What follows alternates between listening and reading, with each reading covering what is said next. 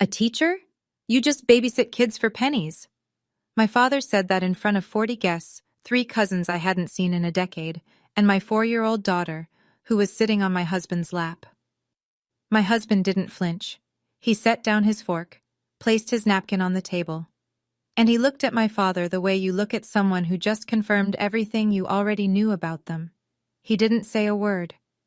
2 days later, my father would be sitting in a room full of 300 people, watching that same man receive something Gerald Whitfield could never buy with all the dealership money in Georgia. And for the first time in 67 years, my father had nothing to say. But I'm getting ahead of myself. What happened in those 2 days changed 5 relationships in my family, permanently. And it started with a phone call I should never have answered. Before I go on, please take a moment to like and subscribe, but only if you genuinely connect with this story. Drop your location and local time in the comments. I'm always amazed at where you all are watching from. My name is Cora. I'm 33. I'm a nurse in Savannah, Georgia. And this is the story of how my father tried to destroy my marriage at his own anniversary party, and how a quiet man in a $20 tie answered him without raising his voice. Now let me take you back 8 weeks ago, to the evening my mother's number appeared on my phone for the first time in 5 years. I was kneeling beside the bathtub, rinsing shampoo out of Lily's hair, when my phone buzzed on the tile floor. The screen said Mom, not Mom with a heart emoji like some people have, just Mom. Capital letters, no photo, no contact card. I deleted everything else 5 years ago. I only kept the number in case of an emergency, death or hospitalization. Those were the only 2 reasons I told myself I'd ever pick up. But I picked up anyway. Cora? Her voice was already wet, already trembling. My mother could cry on command. I'd known that since I was 12. But this sounded different, thinner, older. Hi, Mom. Your father and we're having our 45th anniversary. A big gathering, family, friends, the whole neighborhood. I didn't say anything. Lily splashed her rubber duck. He's different, Cora. He asks about you. Last Christmas he sat in Lily's nursery, the room we set up for her when you were pregnant. He just sat there. I closed my eyes. 5 years ago, my father had stood in his kitchen, the same kitchen where he taught me to scramble eggs, and given me an ultimatum. His exact words, "You drop that teacher, or you don't walk through this door again." I chose Nathan. The door slammed. 5 years of silence followed. Now Diane was filling that silence with tears. Lily deserves to know her grandparents. Megan's already talked to your father. Everyone's ready. You're the only one who hasn't come home. There it was, the framing. I was the holdout. I was the problem. I looked at Lily. She was 4 years old and had never met her grandparents. She didn't know their faces, their voices, the smell of my mother's lavender lotion. That was the weakness, and my mother knew exactly where to press. I'll think about it, Mom. That's all I'm asking, sweetheart. She hung up. Lily looked at me. Who was that, Mommy? I didn't answer right away. Nathan was at the kitchen table grading essays when I came downstairs. Red pen in one hand, mug of cold coffee in the other. He had a stack of 11th grade papers on the Reconstruction era, and he was circling a paragraph with the kind of care most people reserve for legal contracts. My mom called, I said. He didn't look up right away. He finished his mark, capped the pen, and then gave me his full attention. That was Nathan. He never half listened. She wants us to come to their 45th anniversary, a big reunion, the whole family. When? Next Saturday. He was quiet for a moment, not the hesitant kind of quiet, the thinking kind. If you want to go, he said, we go, but I need you to know something. I'm not going to pretend to be someone I'm not. I'd never ask you to. I know, I'm just saying it out loud. I sat across from him. Between the essay stacks, I noticed a large manila envelope, thick, official-looking, stamped with the Chatham County Board of Education seal. It was already opened, the letter halfway pulled out, then tucked back in like he'd read it and set it aside. What's that? I asked. Nathan glanced at it, slid it under a pile of papers. Nothing urgent, school stuff. I let it go. I had bigger things on my mind. Lily's never met them, I said. Not once. She's 4, Nathan. She doesn't even know what a grandparent is. He reached across the table and took my hand. Then let's give her the chance. That's reason enough. We decided that Friday. Drive up from Savannah, 4 hours to the little town outside Atlanta where I grew up. Stay the weekend. Come back Sunday or Monday. I didn't ask about that envelope. I wish I had. It would have saved me 2 days of thinking my husband didn't care about what my father said to him. The drive took 4 hours and 12 minutes. I know because Lily asked, "Are we there yet?" Exactly 17 times, and I counted every one. My parents' house hadn't changed. Ranch style, red brick, wide front lawn, American flag on the porch post. The same azalea bushes my mother planted when I was in middle school. The same cracked driveway where I learned to ride a bike. Everything frozen in place, like the house had been holding its breath for 5 years, waiting. My mother was at the door before we even parked. She came down the steps fast. Too fast for a 65-year-old woman who claimed her knees were giving out, and wrapped her arms around me. She smelled like lavender and hairspray. She held on for a long time, crying into my shoulder. "Oh, Cora. Oh, my girl." My father stood behind her in the doorway. He was wearing his good khakis and a polo shirt, his version of dressing up. He looked older, thinner in the shoulders. He nodded at Nathan, then extended his hand. Nathan shook it. The handshake lasted maybe 2 seconds. Then Gerald saw Lily. He crouched down, slowly, knees cracking, and opened his arms. "Well, who is this pretty little lady?" Lily looked up at me. I nodded. She walked to him. He picked her up and she giggled, and something inside me softened against my will. Inside, Diane had set out sweet tea and pound cake. The house smelled like lemon cleaner and pot roast. Normal. Safe. Almost. But in the living room, I noticed something. An extra place setting. A chair with a new cushion, a glass of water already poured, positioned right next to where I'd be sitting. "Who's that for?" I asked. Diane's eyes flickered. "Oh, a family friend is stopping by tomorrow." She changed the subject fast. Too fast. That empty chair. I should have paid more attention to it. Friday night. Just the 6 of us. Gerald, Diane, Megan, Nathan, Lily, and me. A small dinner before the big event. Pot roast, mashed potatoes, green beans from a can. The meal my mother had made every Friday since 1985. For the first 20 minutes it almost felt normal. Megan asked about Lily's preschool. Diane fussed over everyone's plates. Gerald carved the roast with the same serrated knife he'd had since I was born. Then he started. "So, Nathan." He didn't look up from his plate. "Still teaching?" The way he said still, like it was a chronic condition. Like Nathan had been diagnosed with something, and everyone was just waiting for the remission. "Yes, sir. 11th grade American history. I also coach the debate team." Gerald chewed, swallowed, wiped his mouth. "You know who I ran into last month? Travis Keller? You remember Travis, Cora?" I felt my spine stiffen. Vaguely. "Good kid. Just opened his 3rd dealership, BMW. He's not even 40 yet." Gerald was looking at Nathan when he said it, not at me, at Nathan. That's ambition. The table went quiet for a half-beat. Megan reached for the bread basket and said, "This pot roast is amazing, Mom." God bless her for trying. Under the table I found Nathan's hand. He squeezed mine once. Calm, steady. Gerald wasn't done. "No offense, son. I just worry about my daughter's future. Teachers don't exactly retire rich." Nathan's jaw tightened. Barely, just a flicker. Then it was gone. "We're doing fine, Gerald. Thank you." "Fine," Gerald repeated, like the word tasted sour. "Fine is a low bar." Diane clinked her fork against her glass. "Who wants dessert? I made pecan pie." Gerald mentioned Travis twice more before the pie was gone, once about his trip to Italy, once about his lake house. Each time his eyes drifted to Nathan. This wasn't small talk. This was target practice. That night, I lay in my old bedroom staring at the ceiling. The glow-in-the-dark stars I'd stuck up there in 7th grade were still faintly visible. Little green ghosts of a girl who once thought this house was the safest place in the world. Nathan was on the air mattress beside the bed, reading to Lily. "Good night, Moon." She was almost asleep, her small fingers wrapped around his index finger.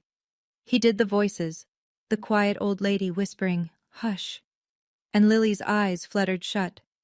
He set the book down and looked at me. Neither of us spoke. We didn't need to. I stared at those ceiling stars and thought about what silence would cost. If I said nothing, if I smiled through the weekend and drove home and called it peace, what would Lily learn? That a man can be belittled at a dinner table and the people who love him just pass the bread? That being a good person means being a quiet target? 5 years ago, Gerald had told his golf buddies that Nathan would never buy Cora a real house. He said it at a 4th of July barbecue, loud enough for 3 tables to hear. Nathan had been standing 6 feet away, holding a plate of corn on the cob. He didn't say anything then either. Not because he was weak. Because he didn't think a man who measured everything in square footage was worth the argument. I left that night, packed my bag, drove to Savannah, and didn't come back. Until now. The stakes were simple and impossible. If I stayed silent, I lost my self-respect. If I spoke up too early, I lost Lily's chance at having grandparents. Both options hurt, and Gerald was counting on that. I didn't come back to fight. I came back because Lily deserves a family. But lying in that dark room, listening to my daughter breathe, I was starting to realize something. Not every family deserves Lily. Saturday morning. The house was chaos before 8. Diane had hired a catering company, 2 women in black aprons setting up chafing dishes on the back porch. A long folding table stretched across the yard, draped in white cloth. At the head of the driveway, a hand-painted banner read, "Whitfield family, 45 years. Gerald was in the backyard directing traffic like a general. Move that table 6 inches left. No, the good chairs go in front. Where are the name cards? Name cards. At a family barbecue." I found him arranging place settings and asked, "Dad, how many people are coming?" "About 40, maybe 45. "And you invited the Kellers?" He didn't look up. "Travis is coming, yes. He's doing real well, Cora. You should catch up." I let a beat pass. "Did you invite Travis because of me?" He laughed, short, dismissive. "Don't flatter yourself. He's a family friend." Family friend. Travis Keller had been to our house exactly twice before I left. Both times at Gerald's invitation, both times seated next to me, both times after Gerald had loudly announced Travis's latest financial achievement. Family friend was a generous description. Megan found me in the kitchen 10 minutes later. She pulled me into the pantry, between the canned peaches and the bulk rice, and whispered, "Dad's been talking about Travis all week. He called him 2 days ago to confirm. Be careful." "Careful how?" She bit her lip. "He put Travis's name card next to your seat. I moved it. He put it back." My stomach dropped. Then Megan said something else, almost as an afterthought. "Oh, someone from Nathan's school called the house last week, asked if Nathan was going to some ceremony on Monday. I didn't catch the details. I told them he was traveling." I didn't connect it. Not yet. I should have. The first guests arrived at noon. By 1 o'clock, the backyard was full. Aunts and uncles I hadn't seen since my 20s. Second cousins whose names I'd forgotten. Neighbors who still called me Little Cora, even though I was 33 with a nursing degree and a child. Country music drifted from a Bluetooth speaker on the porch railing. Kids chased each other across the lawn.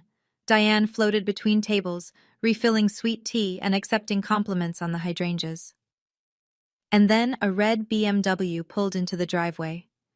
Travis Keller stepped out like he was arriving at a magazine shoot. Navy blazer, no tie, loafers with no socks. He was 36 and looked it, in the way that money makes you look, tanned, groomed, confident. Gerald crossed the yard in 4 strides. He shook Travis's hand with both of his. I watched from the porch.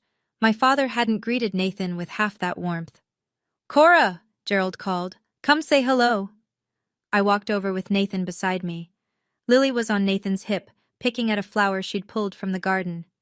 "Cora, you remember Travis? He just got back from a trip to Italy. Tell her, Travis." Travis smiled. Polite, rehearsed. "The Amalfi Coast. Incredible." "And this is Nathan," Gerald said.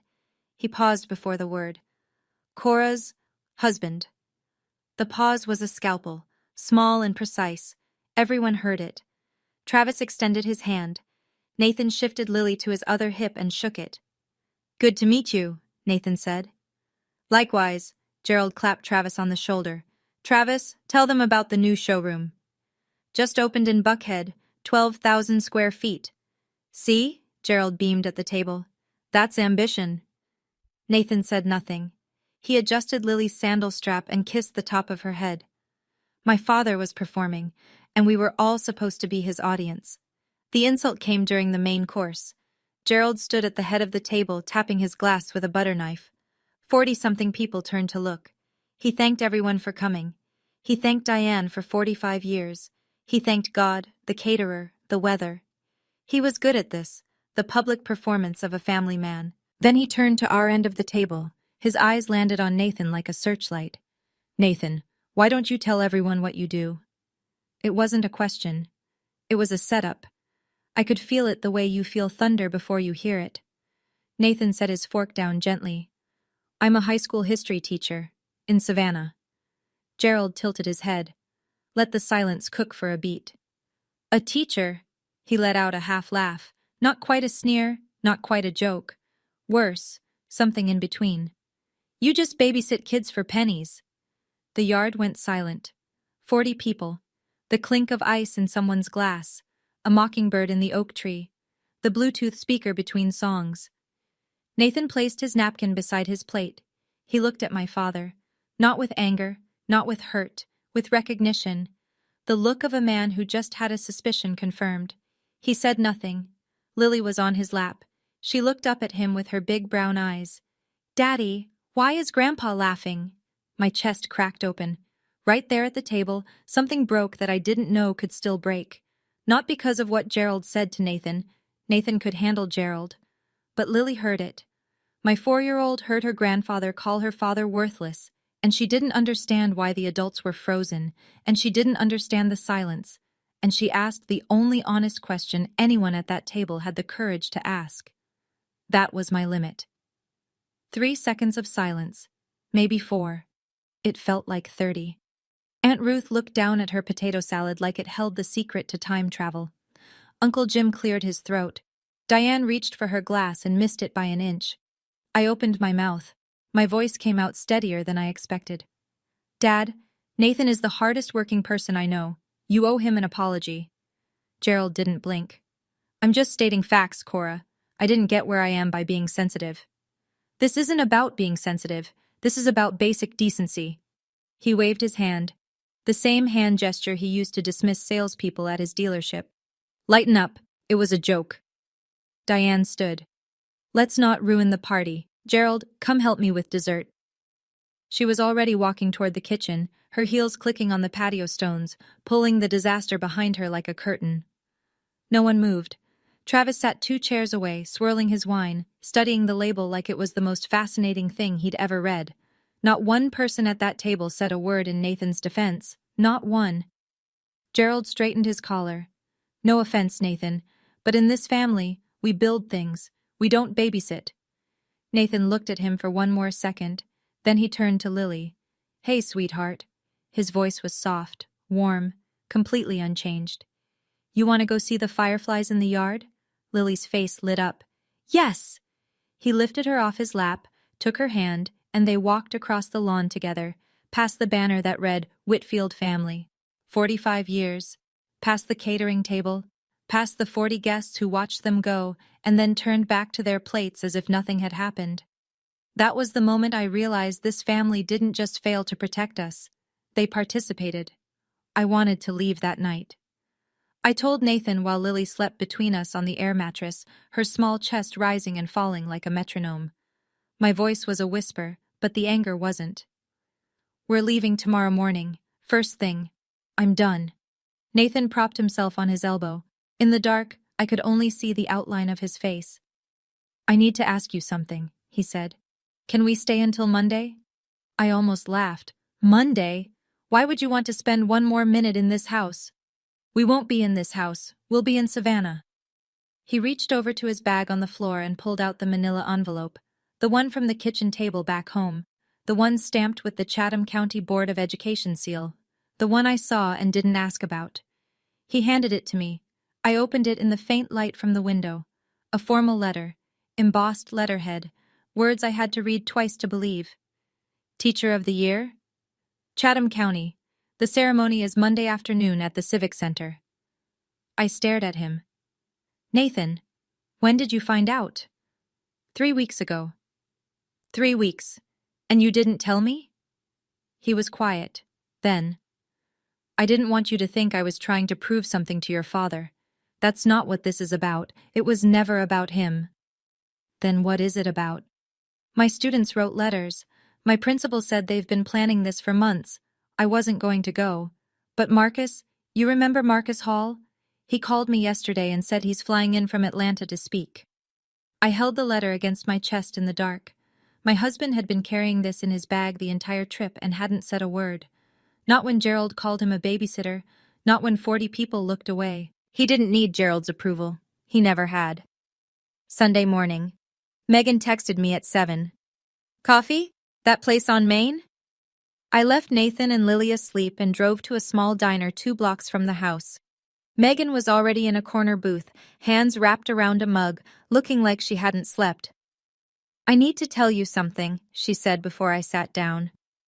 Okay. Dad planned this, all of it. I slid into the booth. Planned what exactly?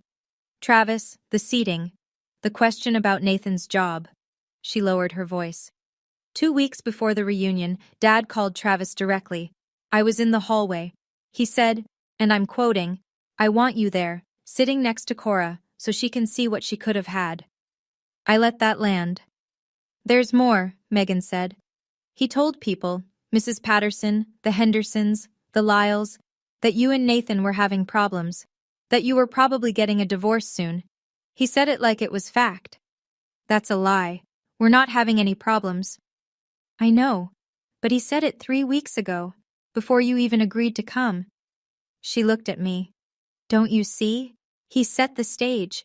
If you showed up without Nathan, it confirmed his story. If you showed up with Nathan, he'd embarrass him until you wished you hadn't. The coffee was bitter, and my hands were shaking. Why didn't you tell me sooner? Megan's eyes went glassy. I've been living under his roof my whole life, Cora. I didn't know how to say no to him. I still sleep in my childhood bedroom. I'm 37. She wiped her eyes with her napkin. I should have called you. I'm sorry. I reached across the table and held her hand. My sister. My complicated, complicit, frightened sister. For the first time, I saw her not as Gerald's ally, but as his other prisoner. This wasn't a reunion. It was a courtroom, and Nathan had been the defendant before he ever walked through the door. Okay, I need to pause the story for a second. Looking back on that Sunday morning at the coffee shop with Megan, that was the moment I realized this was never about Nathan's salary. It was never about money. It was about control. My father couldn't stand that I chose someone he didn't pick for me. He built an entire evening around punishing me for it. So let me ask you, why do you think Gerald went to all that trouble? The seating chart, Travis? The lie about my marriage? Drop your answer in the comments. I genuinely want to know what you think his real motivation was. All right, let me get back to what happened next. I went back to the house after coffee with Megan. I thought about packing the car. I thought about it hard. But Sunday brunch was already underway. About 15 people, the overnight relatives, a few neighbors who wandered back, gathered around the dining room table. Scrambled eggs, biscuits, grits, and Gerald at the head, holding court. Nathan was helping Lily cut her pancake into triangles. He was wearing the same calm expression he wore in his classroom. Steady, present, unreachable.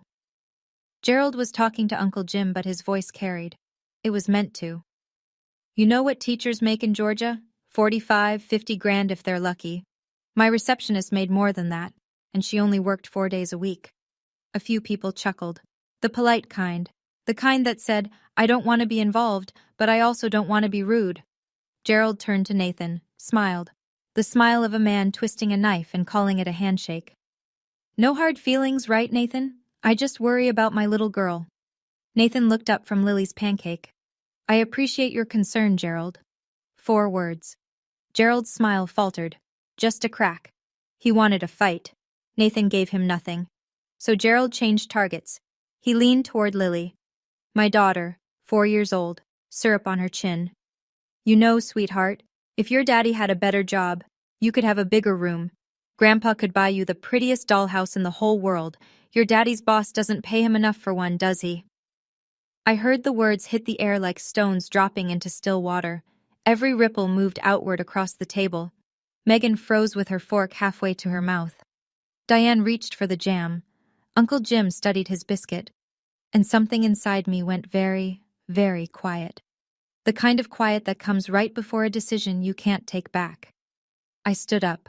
Not fast, not dramatic. I set my napkin beside my plate, pushed my chair back, and stood the way you stand when you've made a decision that's been building for 5 years and 3 seconds. Dad. He looked at me, still smiling, still performing. You will not talk to my daughter about her father that way. Not today. Not ever. The smile dimmed. I'm just being honest, Cora. No, you're being cruel, and you're doing it in front of a 4-year-old. Diane's hand shot across the table toward mine. Cora, don't make a scene. Mom. I looked at her. A scene was made the second Dad decided to humiliate my husband at his own anniversary party. I just wasn't the one who made it. The room went tight. 15 people breathing shallow. Uncle Jim set down his fork. Aunt Ruth pressed her lips together and stared at the tablecloth. Then Megan did something I never expected. She stood up. She didn't say a word. She just pushed her chair back and walked around the table until she was standing beside me, shoulder to shoulder. It was a small thing, 6 steps and a change of position. But in this family, where geography at the table was politics, it was seismic. Gerald's face shifted. The performance cracked. You're choosing a teacher over your own family. His voice dropped low. Not shouting. Worse. Cold. Again. I looked at him. My father, 67 years old, standing at the head of his table in his own house, surrounded by people who were afraid to disagree with him. I'm choosing my family, I said. Nathan and Lily are my family. He held my gaze. I held his. You don't get to define my family's worth by the size of a paycheck. The silence after that sentence was the loudest sound in the room. Gerald's neck went red. It started below his collar and climbed like a vine. If you walk out that door, he said, don't come back. I almost smiled. Almost. Because he'd said those exact words to me 5 years ago, in this exact house, with that exact tone. And here we were, same script, same man, same threat. You said that 5 years ago, Dad. I survived. I turned to Nathan. He was already standing, Lily on his hip. Our bag was by the door. He'd packed it that morning, quietly, without being asked.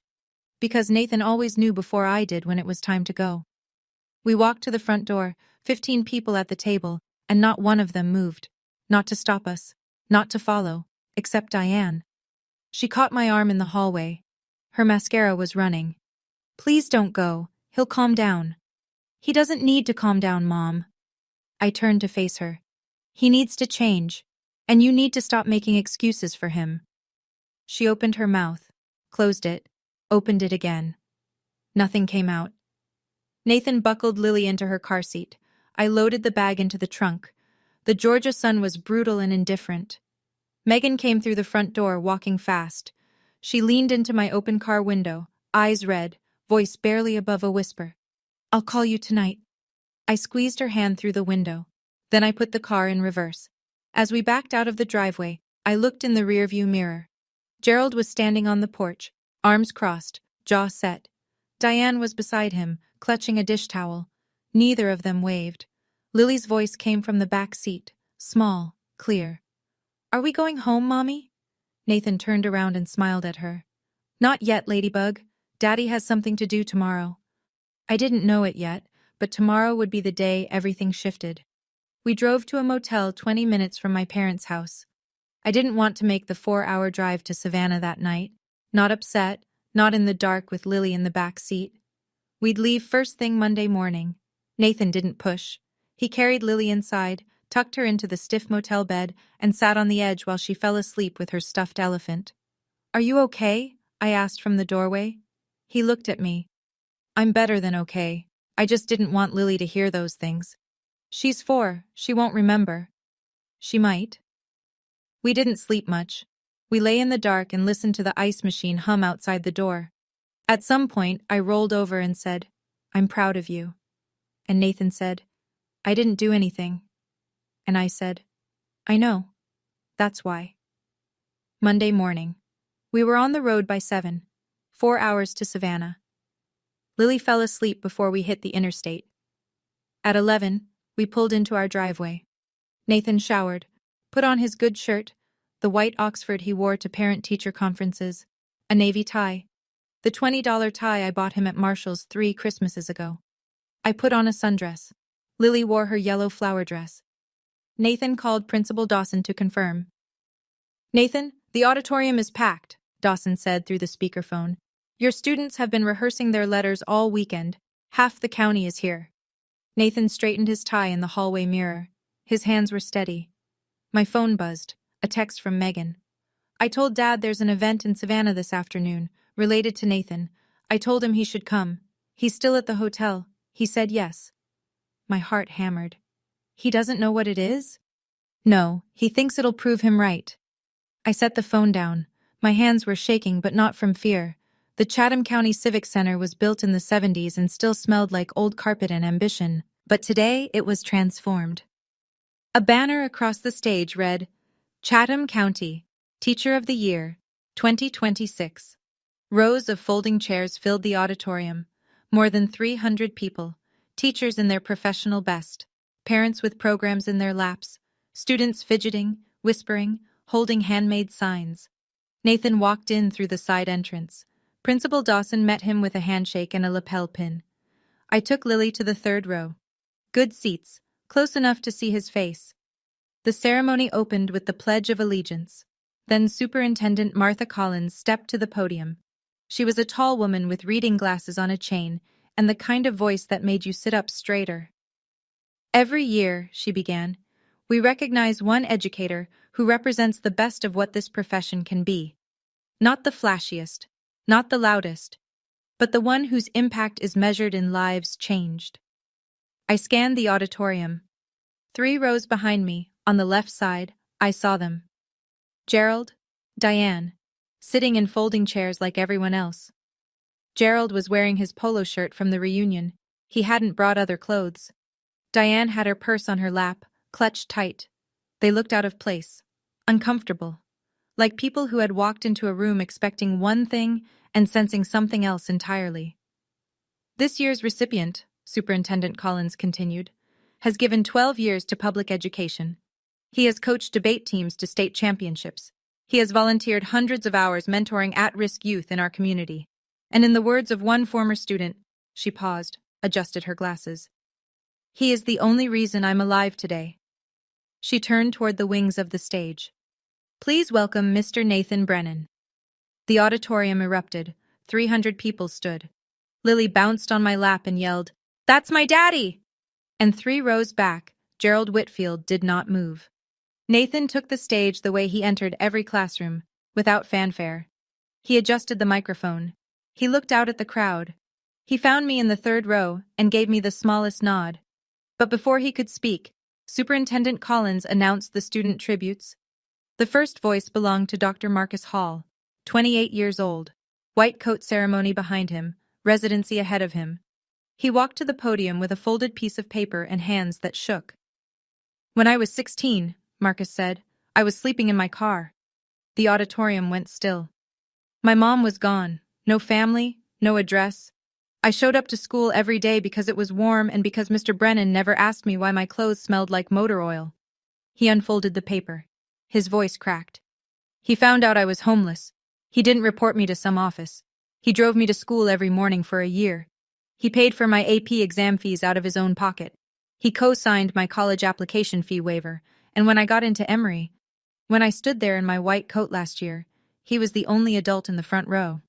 Marcus stopped, wiped his eyes. 300 people were silent. "I'm a doctor today because a teacher believed in me when nobody else did." The applause came in waves. People were crying. The woman next to me handed me a tissue and I realized I needed one. Then Jamie Ostrowski, 24, first-generation college graduate, now a young attorney in Macon, stepped up. Mr. Brennan taught me that history isn't about memorizing dates, it's about understanding why people make the choices they do. He changed how I see the world. I turned around. I had to see. Gerald sat rigid. His hands were clenched on his thighs. Diane was pressing a handkerchief to her face. Not performing this time. Just crying. Gerald's mouth was a thin line. His eyes were locked on the man standing on that stage, the man he'd called a babysitter 2 days ago. And for the first time, he was seeing Nathan through 300 pairs of eyes that weren't his own. Nathan stepped to the microphone. He didn't have a prepared speech, no cards, no notes, just his hands resting lightly on the podium like he was about to start a Monday morning lesson. "I'm not good at speeches," he said. A few people laughed softly. "But I want to say something." He paused. "Someone told me recently that what I do is babysitting for pennies." A ripple of quiet laughter. They thought it was a joke, a self-deprecating opener. Nathan let it settle. "And I thought about that. I thought about it all weekend." The laughter faded. Something in his voice told them this wasn't a punchline. "Here's what I realized. They were right about one thing. I don't do this for the money. I never did." He looked at Marcus in the front row, at Jamie, at the 17-year-old kid with the homemade poster that said Mr. B changed my life. "I do this because a 16-year-old kid sleeping in his car deserves someone who showed up. I do this because every child in my classroom deserves to know that their potential isn't measured by their parents' bank account." He paused. The auditorium was so quiet I could hear the air conditioning hum. A teacher's pay doesn't define a teacher's worth, and neither does anyone's opinion. 300 people stood. The ovation rolled through the room like weather, starting in the back and sweeping forward until everyone was on their feet. Students, parents, teachers who knew exactly what Nathan meant because they lived it every day. Nathan looked down at us, at me, at Lily, who was clapping with her whole body, bouncing on my lap, yelling, "Yay, Daddy!" He smiled. Just for us. He didn't look at Gerald. He didn't need to. The message had already landed. The lobby afterward was a slow-moving river of handshakes and camera flashes. Nathan stood near the exit, surrounded by parents and students who wanted photos, signatures on programs, a chance to say thank you. He shook every hand. He remembered every name. I was holding Lily when I saw Gerald approach. He walked through the crowd like a man who'd forgotten how to use his legs. Diane was behind him, one hand on his elbow, guiding him. They stopped a few feet from Nathan, and Gerald waited, for the circle of well-wishers to thin. When it did, Gerald stepped forward. "Nathan." Nathan turned. His face was neutral. Not cold, not warm, patient, the way he looked at a student who'd finally raised a hand. "I didn't know about all this," Gerald said. "You didn't ask." The words were simple. They carried no venom, but they landed like a closing argument. Gerald's jaw worked. He looked at the banner on the wall, at the programs littering the chairs, at the reporter from the Savannah Morning News who was interviewing Marcus Hall 3 feet away. He started and stopped. "Maybe I was out of line yesterday." Nathan looked at him. 12 years of teaching had given him the kind of patience that made other people uncomfortable because they couldn't tell if it was forgiveness or a verdict. "You were out of line 5 years ago, Gerald. Yesterday was just a reminder." Gerald flinched. A small one. A twitch near his left eye that I'd only seen once before, the day he lost a dealership contract he thought was guaranteed. Nathan didn't wait for a response. He turned back to a student who was tugging his sleeve. Gerald stood in the middle of that lobby, 300 people flowing around him, and for the first time in his 67 years, he had absolutely nothing to say. I didn't feel triumph. I felt something quieter, something closer to grief. "I don't need you to be impressed," I thought. "I need you to be decent." Megan called me that night. It was after 9. Lily was asleep in her own bed for the first time in 4 days. Nathan was in the kitchen, washing dishes, humming something low. "He hasn't said a word," Megan said. "Not since we left the auditorium." "Nothing?" "Nothing. He sat in the hotel parking lot for 20 minutes before starting the engine. Just sat there, staring at the steering wheel. I've never seen him do that. Dad always has something to say. Always." I leaned against the kitchen doorframe and watched Nathan scrub a pot. On the drive back, Megan continued, he pulled into a gas station, got out, stood by the pump, and didn't pump gas. He just stood there, then he got back in. What about Mom? She's been crying, the real kind this time. She called your name twice in the car when she thought I wasn't listening. I closed my eyes. And then, Megan said, about an hour from home, Dad finally spoke. He said one thing. What? He said, that kid, the doctor. He called Nathan the only adult who showed up. I waited. That's it, Megan said. Then he went quiet again. I pressed my palm to my forehead. This was not the Gerald I knew. The Gerald I knew would have driven home, poured a bourbon, and crafted an argument for why the ceremony meant nothing. The Gerald I knew didn't go silent. It's not an apology, I said. No, it's not. But it's something. It's the most I've ever seen from him. We sat in the quiet for a moment. Two sisters on opposite ends of a phone line, trying to figure out if a 67-year-old man could bend without breaking. I've never seen Dad look small before, Megan said. He looked small tonight. I didn't know if that made me feel better or worse. The article ran Wednesday. Savannah Morning News. Local teacher named Chatham County Teacher of the Year. A full half page in the community section. Nathan's photo, the one they took on stage with the plaque. Marcus beside him, beaming. A pull quote in bold. I'm a doctor today because a teacher believed in me when nobody else did. The reporter had called Nathan on Tuesday for a follow-up. She asked about the mentorship program he ran on weekends. She asked about the debate team's state championship run. She asked how it felt to be recognized.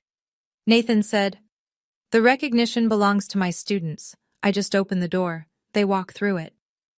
That quote made it into the article too. And then Megan did something small and deliberate.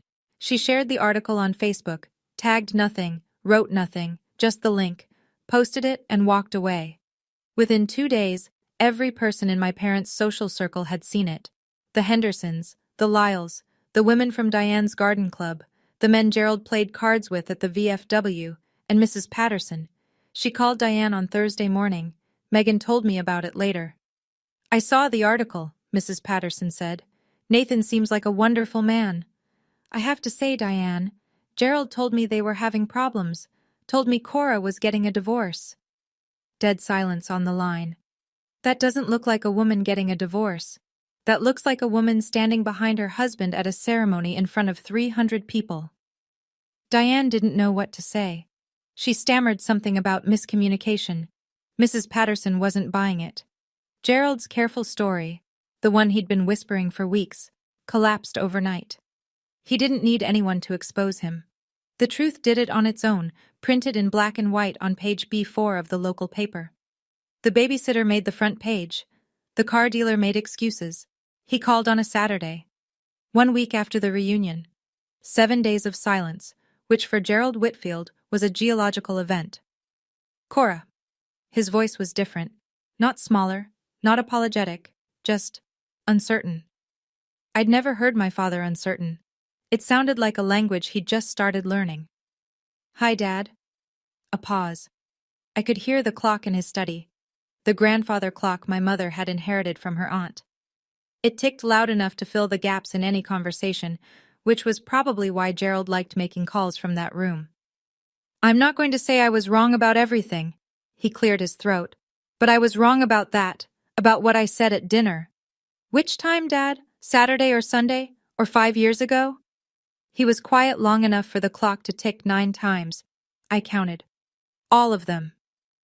I leaned against the kitchen counter. Nathan was in the living room reading to Lily. I could hear him doing the voice of the Gruffalo. I appreciate you saying that, I said. But words don't fix this. You talked about my husband like he was nothing. In front of your granddaughter. I know. You told your friends I was getting a divorce. I know. You invited Travis to sit next to me like you were casting a role. He didn't deny it. If you want a relationship with Lily, I said, it starts with respecting her father, not tolerating him, respecting him. I'll try. Trying isn't enough. I need you to actually do it. And if you can't, then we'll keep our distance. Lily won't grow up thinking it's okay to be treated the way you treated Nathan. The clock ticked. Gerald exhaled. Okay, Cora. Okay. I hung up. No tears, no hugging, no dramatic music. Just a line drawn in clear, calm language. A boundary that should have existed 5 years ago. Love without respect is just control with a nicer name. I want to step outside the story for a moment. When my father said, "I'll try," part of me wanted to believe him. But I've been here before. 5 years ago, my mother said things will be different. And nothing changed. The same patterns, the same control. So here's what I want to ask you. If you were in my position, what would you need Gerald to actually do? Not just say, to earn back your trust. I'm still figuring that out. Tell me in the comments. I read everyone. Okay, let me tell you what happened in the weeks that followed. 2 weeks later, Megan called me with news. I signed a lease. A lease? An apartment, in Savannah. A one-bedroom near Forsyth Park.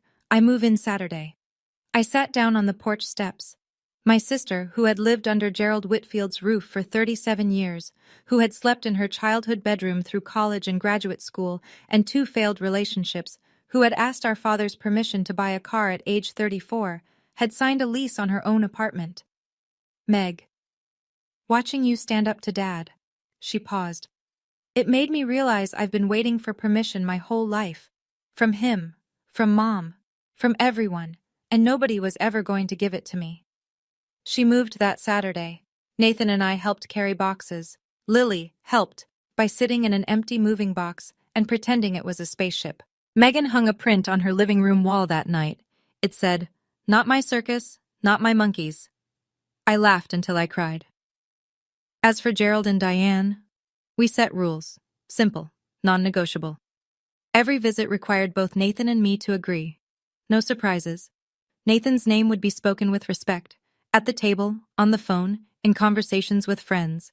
If we heard otherwise, we'd hear about it and the visits would stop. Travis Keller would not be mentioned, invited, or referenced. Ever. Any violation meant no contact, no negotiation, no second chances. Gerald accepted the terms. I could hear it cost him. The way his breathing changed, the way he said fine like the word had thorns. But he accepted. Because for the first time, he understood that he could lose both daughters at once, and his anniversary banner would hang in an empty yard. Nathan went back to school that Monday. Same tie, same lesson plan, same hallway. He didn't mention Gerald to anyone. He never had. A month later, I was picking Lily up from preschool when she ran to me across the playground with her backpack bouncing and her shoes untied. "Mommy, my teacher says Daddy is famous," I laughed. "Daddy isn't famous, baby. He's just good at what he does." She thought about that for a second, tilted her head the way she does when she's working through a big idea. Is that the same thing? I stopped walking. I looked at my daughter, 4 years old, shoelaces dragging, wisdom falling out of her mouth like spare change, and I thought about everything that had led to that sentence. "Yeah," I said. "Maybe it is." We drove home. Nathan's car was already in the driveway. Through the window I could see him at the kitchen table, grading papers, red pen in hand, mug of coffee going cold beside him. The same scene I'd walked into 1,000 times. The same man. Unchanged. Unbroken. His Teacher of the Year plaque sits on the bookshelf in our living room now. Next to it is a framed photo from the ceremony. Nathan and Lily on stage, Lily's arms around his neck, both of them laughing at something only they understood. I didn't go back to that reunion to get revenge. I went because I wanted my daughter to know her grandparents. What I got instead was a reminder that stayed with me every day since. You can't control how people see you, but you can control who you allow at your table. My father measured people in dollars. My husband measures them in potential. And every morning when Nathan Brennan puts on his $20 tie and drives to a building full of kids who need him, he is worth more than Gerald Whitfield ever understood. Respect isn't earned by a bank statement. It's earned by showing up, especially when no one's watching. That's my story. Thank you for staying until the end. It means more than you know. If you've ever had to set a boundary with someone you love, a parent, a sibling, someone who was supposed to be in your corner, I'd love to hear how you handled it. And if this story reminded you of someone who deserves more respect than they're getting, share it with them. There's another story waiting for you in the description. It's about a woman whose in-laws tried to take credit for everything she built. I think you'll connect with it. Hit subscribe so you don't miss it. I'll see you there.